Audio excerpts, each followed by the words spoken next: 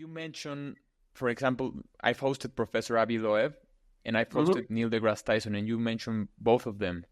You also mentioned that there could be a possibility that these non-human entities are already here, or could be already here, or have the possibility of being here, teasing us with those signals that we could also go there. Not necessarily, like you say, we're maybe not the center of attention. They're doing their own thing out Mm-hmm. there.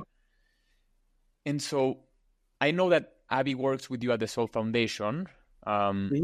I know that you differ with the ideas of Neil deGrasse Tyson, but if you could have, if right now talking about gut feelings, because I believe your gut feelings are very synced and very, they have the pulse into all the statistics and possibilities and probabilities. So are these non-human entities us in the future, or multiverse? Like where right now is your mindset in terms of those things, and how would Abby and Professor deGrasse Tyson react on those ideas?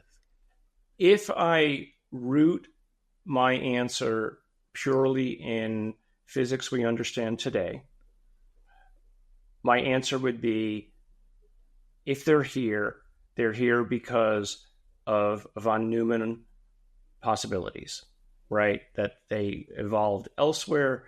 They set up basically time capsules that they sent around the galaxy that landed, made more copies, went elsewhere. They landed. When they did, they're either AI that makes something that they can interact with locally. They create avatars of some sort. That's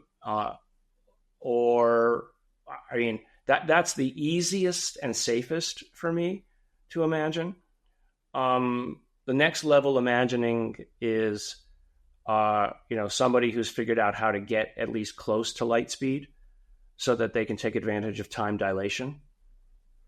And they can get on the bus on one side and get off on the other, and through either hibernation or something like that, they're still the same thing when they got there. Less likely, more towards the fantastical, because we can't imagine what that technology is yet. Even RAM scoops and other things. If you're traveling at close to light speed, a hydrogen atom will rip through your ship at that speed. There's a great video somewhere of what would happen if a hydrogen atom were traveling at the speed of light and it were to hit Earth. It's pretty interesting. I didn't even realize the amount of energy that a simple hydrogen moving at that speed could accomplish. So, if you're a ship traveling at light speed, you have to worry about those hydrogen atoms. That more moves into the realm of where someone like Neil deGrasse Tyson would be right. That you're starting to imagine technologies that we don't have yet. Once you start getting into future humans and, interdimensional humans or multiverse humans or multiverse intelligences, that's just another level beyond, it's imagining technologies that we can't even imagine how to make. Mm-hmm. So I'd rather not go there. I'm perfectly fine if it's true, but I just don't know how to get there. And so, so that in those circumstances, I'd be more likely to credit Neil deGrasse Tyson with saying, well, come on, where I dislike what people like him do is where they diminish the possibility through ridicule, because that's not science.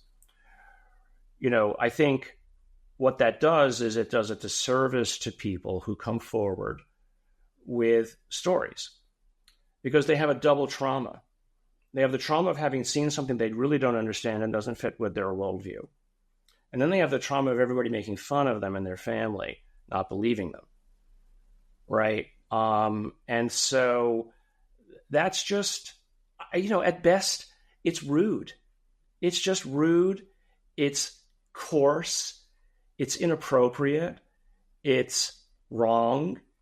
It's arrogant and conceited. So Neil, cut this shit out. Just stop it. It's wrong. You shouldn't do it. You wouldn't want anybody making fun of your ideas like I do on a regular basis these days, but that's just quid pro quo, right? It's like you don't want somebody doing that to you, so don't do it to other people, especially people who are not as conversant in the sciences as you are. I am. Avi is. Both of us are far more accomplished than the likes of him. He's a TV personality. Stop believing people like that. Stop putting them on the TV shows just because they're bloviating, nonsense spewers. Sorry. You have to categorize this for people so that they understand that a person like that is not a scientist. They're just not. They're a TV personality. So you shouldn't be going to them. So media representatives who are looking for somebody to speak to, that shouldn't be the person you go to. Stop being lazy. Use your brain, find other people who actually can talk about this intelligently and actually have a track record.